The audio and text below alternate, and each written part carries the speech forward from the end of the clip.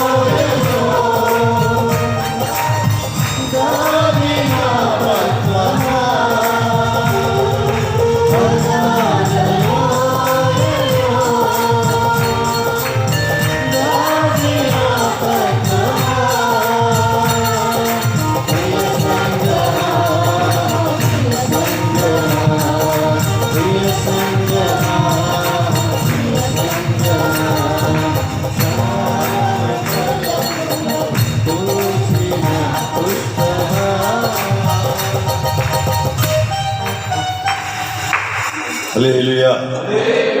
గట్టిగా స్తోత్రం చెప్తామా? సౌండ్కి వచ్చి పెట్టు. కొంచెం చెప్తాం. డైరెక్ట్గా ఉంది. నీకు అది చెప్పేది చెప్తిప్పమని ఇక్కడ చెప్పు. కొంచెం నీకే చెప్పింది. ఎక్కడో ఇక్కడ చెప్పింది కొంచెం అంతే. అంత కోపం దాని మీద నీకు నా మీద పైకి లేదు ఇట్లా అవి అంతా చూడు. అక్కడికి వచ్చాడు చూడు. ఓకే. దేవునికి స్తోత్రం. హల్లెలూయా. యేసుక్రీస్తు వారు ఆయన నామమును బట్టి మీ అందరికీ శుభములు. నూతన నెల యొక్క ఆశీర్వాదాలు, ఏప్రిల్ నెల ఆశీర్వాదాలు మీకు కలుగునగాక. గత 3 నెలలు దేవుడు కాపాడి సజీవులుగా ఉంచాడు మనల్ని. అది ఆయన కృప. అంతకంటే ఏం చెప్పగలను నేను? ఈ దినం ఉండవలసిన వారు కాదేమో, కానీ దేవుడే మనల్ని నిలబెట్టి మనం చూసినట్లయితే, లేక దేవుడు మనల్ని కనిపెట్టి చూచినట్లయితే ఎవడు ఆయన సన్నిధిలో నిలవగలడు. కృపను బట్టి బ్రతుకుతున్నామంతే, లేకపోతే ఎప్పుడో కాలం గర్భములో కలిసిపోవాల్సిన. అనేక మంది భక్తులు వెళ్ళిపోయారు, లోకంలో ఉన్న ప్రజలు వెళ్ళిపోయారు. అనేక మంది దారి తప్పిపోయారు, నశించిపోయారు, దేవునికి దూరం అయిపోయారు. ఆయన ప్రభు కృప చూపించి మనలను కాపాడుతున్న దేవుణ్ణి బట్టి మనం ఎంతైనా దేవుణ్ణి స్తుతించాలి. హల్లెలూయా. అసలు స్తుతి పాటలే పాడుకుంటే బాగుండేది. ఈరోజు కదా స్తుతి పాటలే ఎందుకంటే ఈరోజు మొదటి రోజు. ఒక్కొక్క నెల గడుస్తుందంటే అది ఆయన కృప. ఒక నెల గడిచింది. ఇదివరకు ఒక సంవత్సరం గడిస్తే మనం బాగా అనుకునేవాళ్ళం. కానీ నెల నెల గడుస్తుంటే అమ్మయ్య ఒక నెల గడిచింది అనుకోవటానికి ఊపిరి పీల్చుకున్నట్లుగా ఉంటుంది కదా. ముందు దినాల్లో ఒక వారం గడిస్తే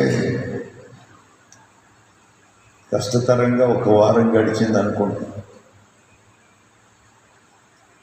మా అమ్మ చిన్నప్పుడు అనేది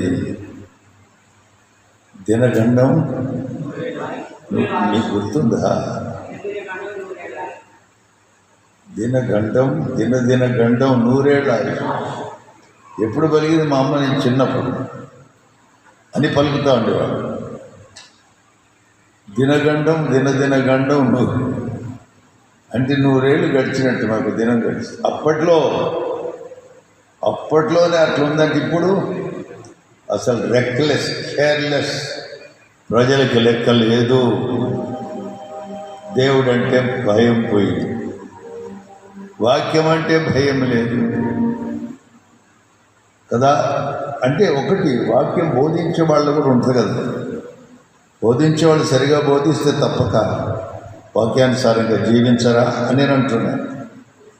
దేవునికి స్తోత్రం. దూరాన సమీపం ఉన్న వారికి కూడా శుభములు తెలియజేస్తున్నాను. ఈరోజు నా దీంట్లోంచి పంపించారు స్టేటస్లో. అయినా ఈ దేవుడికి తెలియచ్చు.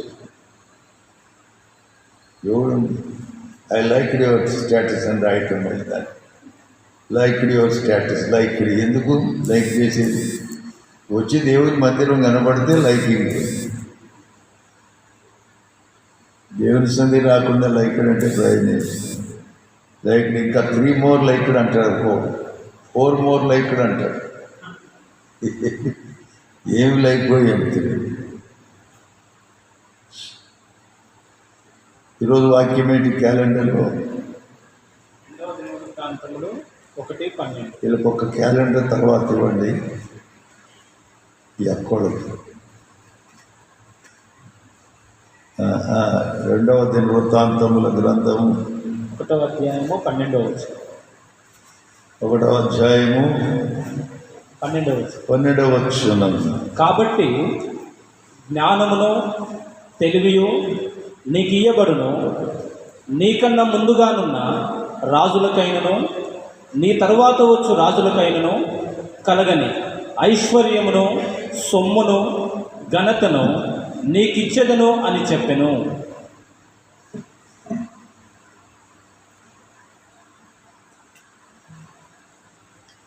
దేవునికి స్తోత్రం. ఎందుకంటే యాకోబు ఏమంటాడంటే, ఎవరికైనా జ్ఞానము కొదవగా ఉన్న ఎడల అది దేవుని మనుషులు కాదు, అప్పుడు అది వానికి అనుగ్రహించబడు. యోవేలు ఏముంటుందంటే, నా ప్రజలు జ్ఞానము లేక my people perish because lack of knowledge. Knowledge of heaven, not the worldly knowledge. లోక సంబంధమైన జ్ఞానం కాదు, కానీ దైవిక జ్ఞానం కలిగి ఉండాలి. దాని కొరకు అడగమంటున్నాడు. లోక సంబంధమైన జ్ఞానం కలిగిన కొంపలు కూలుస్తారు. అర్థమవుతుందా? లోక సంబంధమైన జ్ఞానంతో ఏం చేస్తారు? ఏ సహోదరుని నమ్మక తంతరగొట్టేవాడే ఉంటాడు. ప్రతి సహోదరుడు తన పొరుగు వారిని కొంప ముంచువాడు అనేస్తుంటాడు. అధ్యాయంలో రాయబడి ఇరిమే అన్నాడు, కొంపే ముంచుతాడు అని బైబిల్ నేను చెప్పాను. ప్రతి పొరుగువాడు తన పొరుగువాని కొంప ముంచు, ప్రతి సహోదరుడు.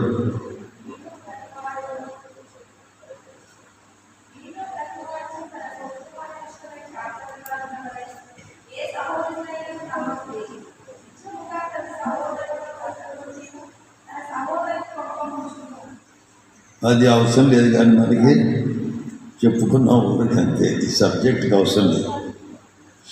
ఎందుకంటే కొన్ని వేల మంది, లక్షల మంది ఇశ్రాయేల్ ప్రజలు ఉన్నారు. వాళ్ళని ఏమని పిలుస్తా అంటే సొలొమోను నేల అంత ధూళి, ఏమన్నాడు? నేల ధూళి అంత విస్తారమైన జనులు అంటే. 9వ వచనం త్వరగా ముగించాలి, మళ్ళా పిల్లలు బయటికి వెళ్ళాలి. దేవా యెహోవా, నీవు నా తండ్రి అయిన దావీదుకు చేసిన వాగ్దానములను స్థిరపరచుము. నేల ధూళి అంత విస్తారమైన జనుల మీద నీవు నన్ను రాజుగా నియమించున్నావు. ఈ నీ గొప్ప జనములకు న్యాయం తీర్చే శక్తి గలవాడెవడు? దేవునికి స్తోత్రం. ఈ గొప్ప జనమునకు న్యాయం తీర్చేది ఎవరండి? ఎవరు తీర్చగలరు? ఆనాడు జ్ఞానము కలిగి ఉన్నాడు. ఎవరు? ఇశ్రాయేల్ కాలంలో మోషే ఒక్కడున్నాడు. ఎందుకంటే అందరికీ న్యాయం తీరుస్తుండేవాడు, కష్టపడుతుండేవాడు.